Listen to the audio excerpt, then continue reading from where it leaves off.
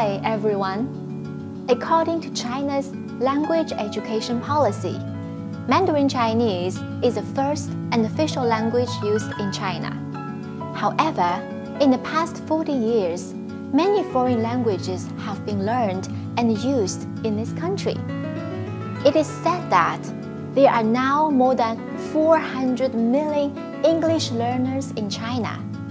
Today, if you walk around in China's big cities, you will find a flooding of training schools advertisements which claim to help improve people's English and even send them abroad.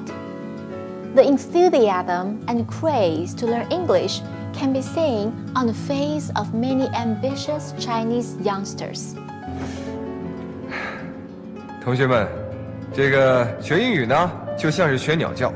你在树林里学鸟叫，当有4只鸟落在你肩膀上的时候，说明你过了英语4级；当有6只鸟落在你肩膀上的时候，说明你过了英语6级；当有1群鸟落在你肩上的时候。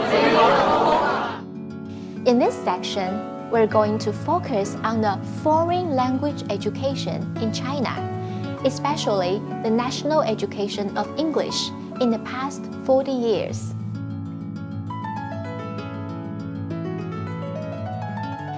China's first contact with the English language occurred between Chinese and English traders, and the first missionary schools to teach English were established in Macau in the 1830s.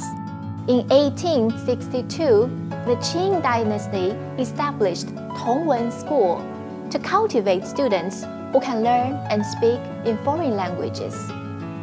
That was the beginning of English education supported by Chinese government. At that time, the use of English in China generally spread from the south to the north and from everyday use to government use. Between 1911 and 1949, English was mainly taught in missionary schools and Christian colleges. After the founding of People's Republic of China in 1949, Russian became the primary foreign language in China, and English didn't have much popularity with people.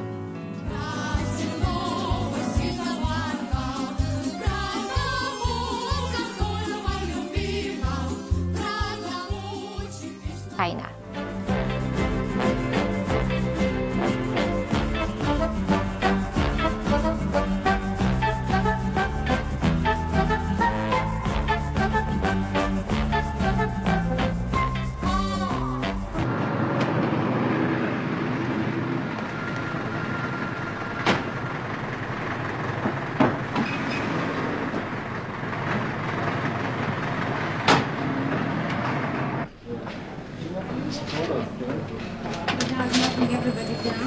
Good morning. Good morning, sir. What's your name, please? My name is Johnson.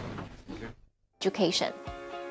In the 21st century, English is seen as a language of competition because of its increased use in international affairs and especially in the business world.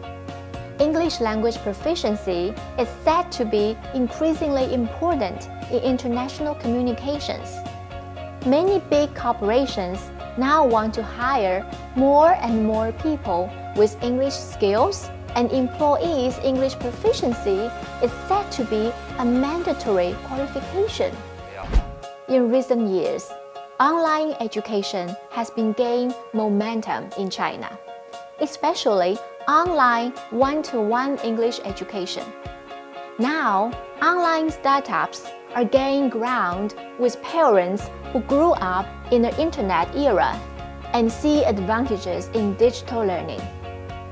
Big companies like VIP Kid and Dada were founded in 2013 and have continued to grow since then.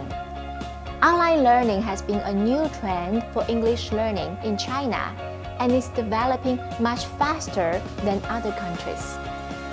According to a report on China Daily, many students start learning English in kindergarten before they start school. Most school children are taught the first English lesson in 3rd grade in primary school. However, online test score data from the 2019 EF English Proficiency Index ranks the nation the 40th out of the 88 countries measured, with an overall score of low proficiency.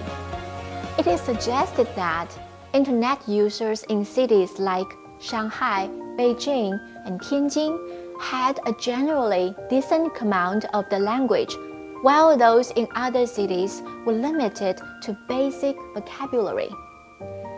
A 2017 article from The Telegraph also suggests that less than 1% of people in China speak English conversationally. This problem can be attributed to traditional English teaching and learning methods. These methods focus on testing students' memorization of vocabulary and grammar rules, and have been criticized by educationalists and linguists. Meanwhile, many students are not able to put newly learned English words into use.